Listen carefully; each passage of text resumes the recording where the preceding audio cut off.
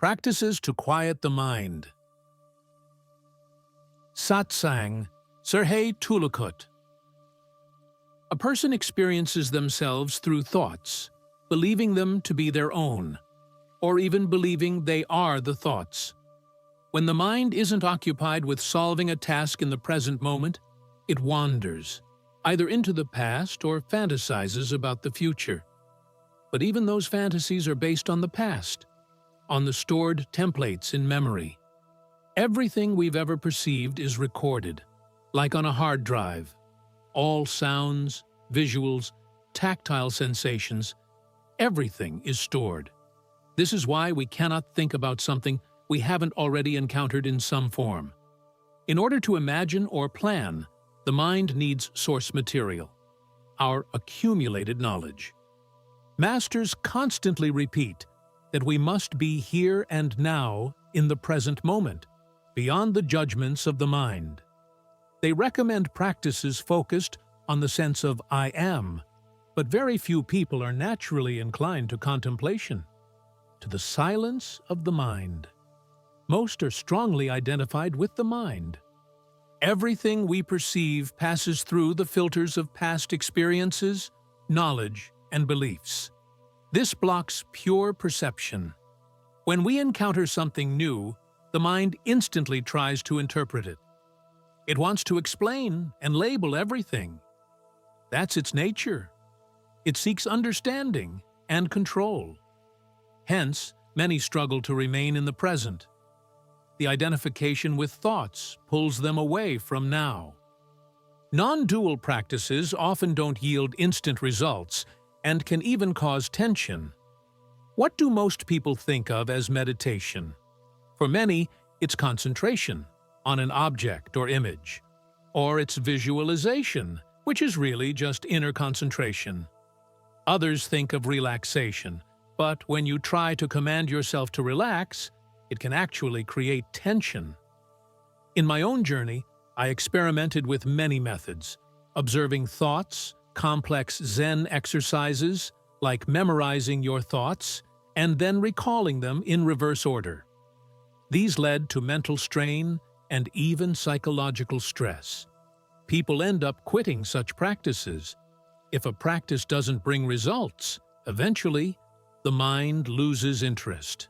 So, for those deeply identified with the mind, I offer some playful, light exercises, so simple they might not even seem like practices, yet they help silence inner chatter. These techniques are gentle, require no special setting, and can be used anytime.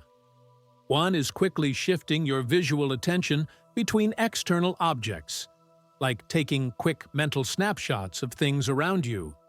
This rapid shifting of focus disrupts the inner dialogue. Another practice is using peripheral vision. This can be done even while walking. Just take in your surroundings with a soft, unfocused gaze, without isolating or naming any particular object. You see the whole scene as one unified picture.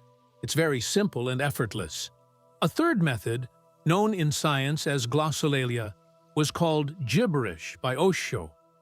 It has a strong therapeutic and anti-stress effect. You simply let out any sounds or words that arise, without trying to make sense. Let the subconscious express itself freely. It might sound like Shmaraka, Tumba, Lima. It's funny, liberating. Some spiritual traditions call this speaking in tongues. It doesn't matter if the words resemble a known language or not. The point is, you're not assigning meaning to them. You're letting go. You can even verbalize your inner dialogue. Speak your thoughts aloud. Want to go a step further? Try expressing your personal worries out loud in Uzbek. Suddenly, your serious problems sound utterly ridiculous. It reveals how constructed our thoughts are. Another of my favorite practices is simply observing the breath. Breathe naturally. In, out. There's a brief pause between the inhale and the exhale. That pause is pure silence. It's where the mind stops. And the more you notice those pauses, the more they grow. The silence lengthens. This practice is subtle but powerful. One more, humming a mantra. The specific mantra doesn't matter. What matters is that it's effortless and natural. Let the sound move inward, deeply. It could be Nam, Lam, or simply You don't need complicated Sanskrit formulas. Just sit, close your eyes, and hum. After 15 to 20 minutes, a stillness will come over you. It might not happen immediately, but it does come. And then it fades again.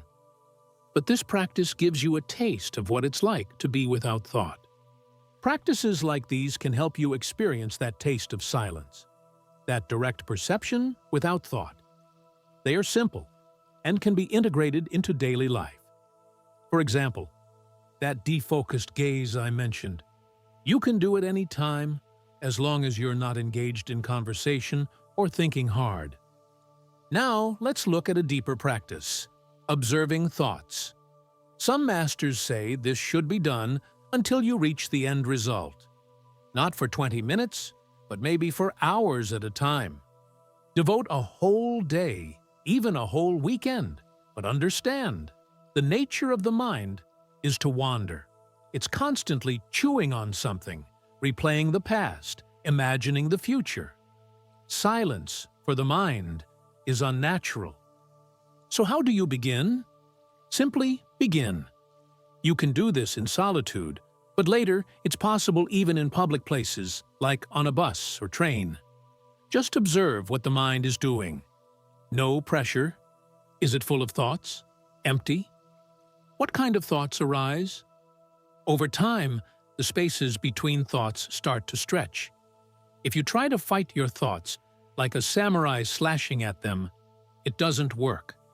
That kind of militant approach, or trying to focus on no thought, is just another thought. It creates a loop. This approach leads to tension and frustration. The right approach is gentle. You're just observing. What's the mind doing? What's it thinking about? This creates a subtle separation. A witness appears. You're not the thoughts anymore. You're the one observing them.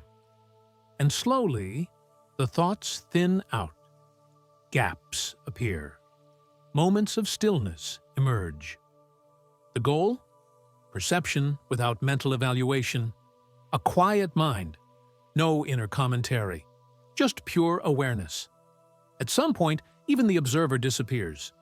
You don't need to watch yourself watch. It becomes natural, like seeing. You don't tell yourself to see. You just do. When this becomes your natural state, that's what non-duality really is, not a concept, not something mystical, just pure perception, free from thought. That is the essence of non-duality.